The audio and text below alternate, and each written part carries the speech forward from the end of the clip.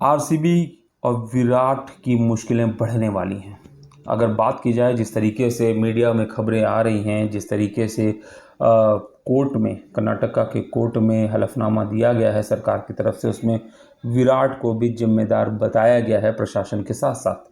आपको बता दें कि वहाँ पे जो कहा गई है वो ये बात कही गई है कि आरसीबी ने बिना किसी तैयारी के 3 जून को जब वो आईपीएल ट्रॉफी जीतती है 17 साल बाद, बिना किसी इंतज़ाम के, बहुत ज़्यादा प्रशासन से बिना बातचीत किए उन्होंने ऐलान कर दिया कि हम एक विक्ट्री परेड करने वाले हैं। पुलिस के पास जब ये परमिशन के लिए आता है तो वो उनको समझाती भी है, उनके मैनेजमेंट को, कि आप छोटे स्तर पे कीजिए क्योंकि कहीं भीड़ ना बढ़ जाए और कहीं अराजकता और चीज़ें ना हो जाए। ऐसे में अब आप ये सोच रहे होंगे यार इन सब बातों में विराट का क्या लेना था ना। तो हलफनामे में ये कहा गया है कि विराट कोहली ने भी वीडियो बना के फैंस को ये कहा था कि आपकी एंट्री फ्री में है। अब समस्या ये हो गई कि 3 से 4 लोगों की गैदरिंग की जो इंतजाम थे वो पुलिस ने कर रखे थे और ये पहुंच गई गैदरिंग 11 लाख। तो ऐसे में भगदड़ मचना स्वाभाविक सी बात थी। और सबसे बड़ी बात, खुद आरसीबी के ऑफिशियल पेजेस, विराट कोहली जो दिग्गज खिलाड़ी हैं, उन्होंने खुद फैंस से अपील की कि आप आज आइए, इस विक्ट्री परेड में पार्टिसिपेट कीजिए, कोई पास नहीं लगेगा।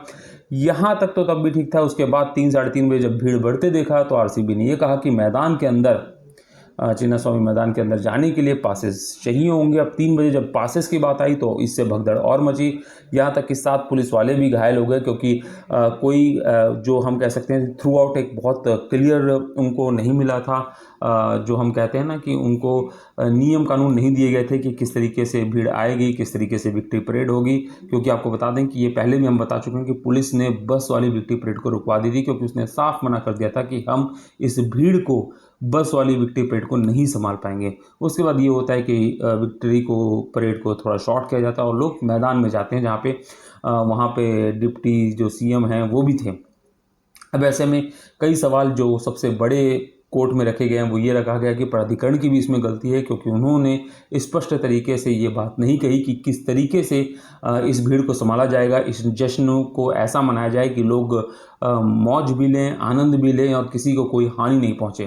तो ये कहा सकता है कि जल्दबाजी के चक्कर में, और कहीं ना कहीं विराट कोहली क्योंकि बहुत बड़ा फेस ना केवल भारत बल्कि विश्व में क्रिकेट का फेस है, 17 साल बाद जब ट्रॉफी जीती थी तो बहुत इमोशनल हुए थे फैंस। और ऐसे में उनके इमोशंस के साथ जुड़ के हर कोई चाहता था कि उस लम्हे को साथ में जिए।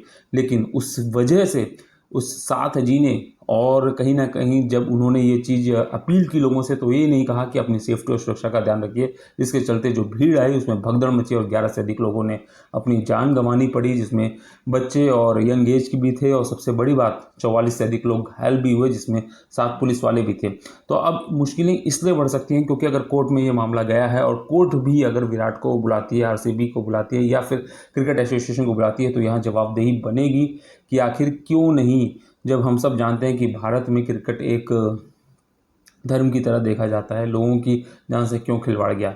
तो आपको क्या लगता है, विराट की गलती है या नहीं? कमेंट बॉक्स में जरूर बताइए।